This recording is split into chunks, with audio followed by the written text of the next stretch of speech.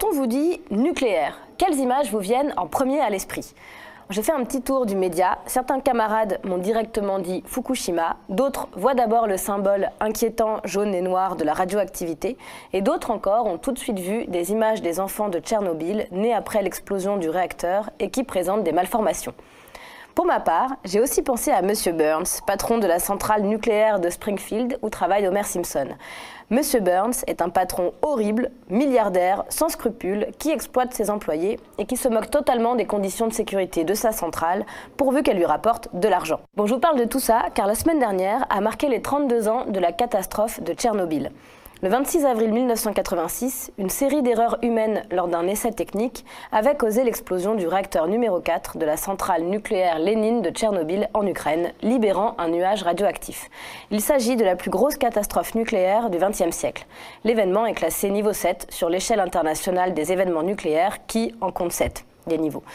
Même si la lutte contre le nucléaire ne date pas d'hier, d'abord un mouvement pacifiste né après la Seconde Guerre mondiale en réponse au bombardement atomique de Hiroshima et Nagasaki, puis environnementaliste dans les années 70 avec en France une première manifestation à Fessenheim contre le nucléaire civil en 71, la catastrophe de Tchernobyl a fini d'entériner la certitude selon laquelle le nucléaire c'est dangereux pour l'environnement et pour la santé. Une image néfaste et toxique dont même la pop culture, on l'a vu avec les Simpsons, se fait le relais.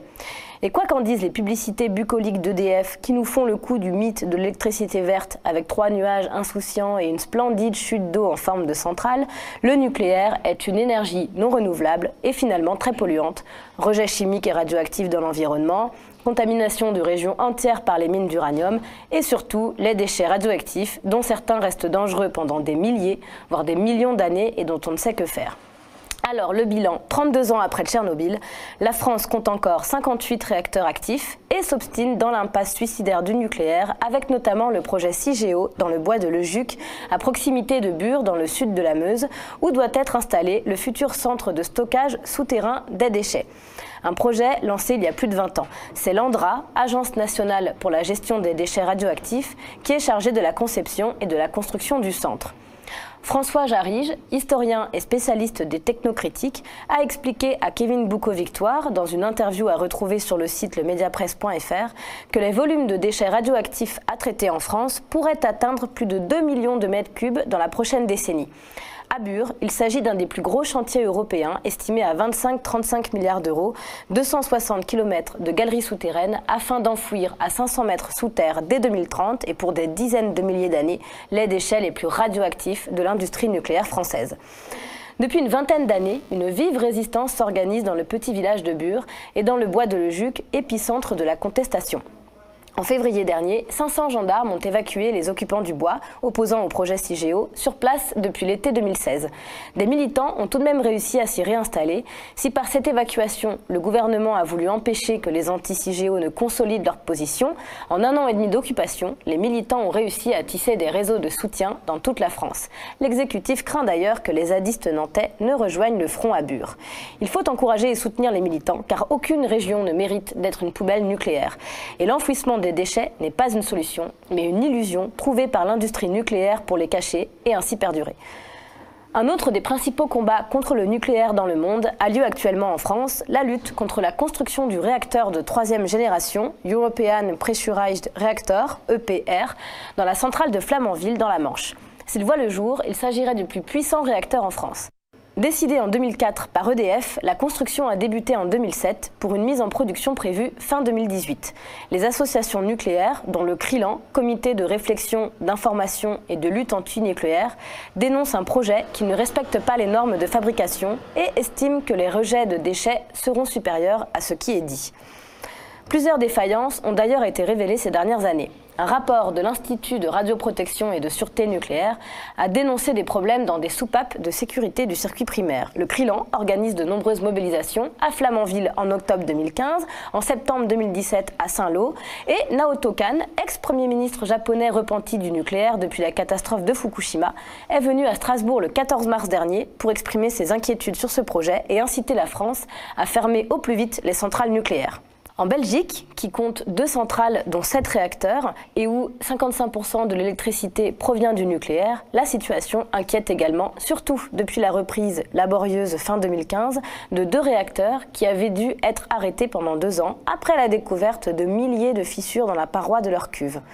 Il y a 15 jours, les mouvements antinucléaires ont déposé des plaintes contre l'État belge et contre Electrabel dans plusieurs commissariats, à Namur, Eupen et Tongres. Leur objectif, sensibiliser une population qui vit avec le nucléaire par habitude depuis 30 ans sans toujours s'interroger et asticoter ainsi les autorités pour à terme obtenir gain de cause, fermer les vieilles centrales et les réacteurs abîmés. On va en Russie maintenant, qui elle a lancé fin avril sa centrale nucléaire flottante, l'académique Lomonosov, qui inquiète de nombreuses associations écologiques, dont Greenpeace.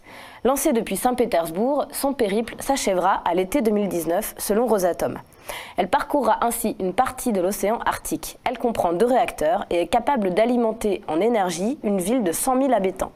Dès le lancement du projet en 2007, plus de 11 000 habitants de Saint-Pétersbourg ont signé une pétition contre le chargement des 2 réacteurs nucléaires et plusieurs États riverains, Estonie, Lettonie, Lituanie, Finlande et Norvège, ont fait part de leurs inquiétudes sur ce projet.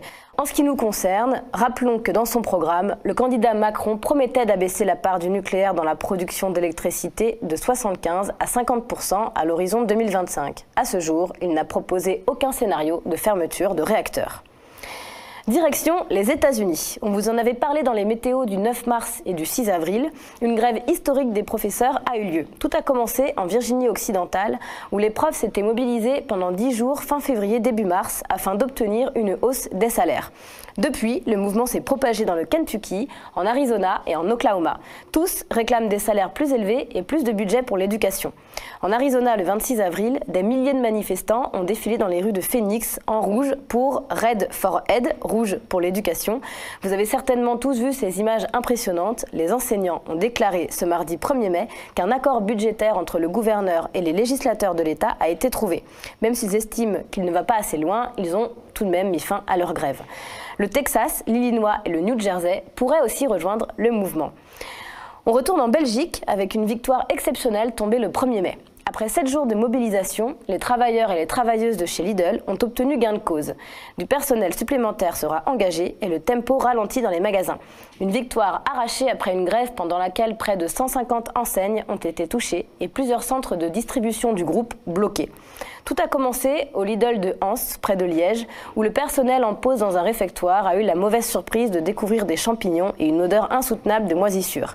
Les salariés ont alors demandé de meilleures conditions de travail. La déléguée 7K chez Lidl, Françoise Malherbe, a d'ailleurs rappelé sur son mur Facebook « N'oubliez jamais que le seul actionnaire de Lidl est la première fortune allemande. On vend des petits pois et c'est le plus riche d'Allemagne. Sur qui croyez-vous que sa fortune s'est faite à part sur notre dos ?» Le mouvement s'est propagé au-delà des frontières belges, au Portugal, où les salariés de Lidl ont effectué 48 heures de grève. En cause, le manque de personnel, la charge horaire de travail et surtout des salaires trop bas qui ne permettent pas aux salariés de vivre dignement. Les salariés des Pays-Bas ont également manifesté leur solidarité. Ces mouvements constituent une source de motivation pour de nombreux travailleurs à l'étranger.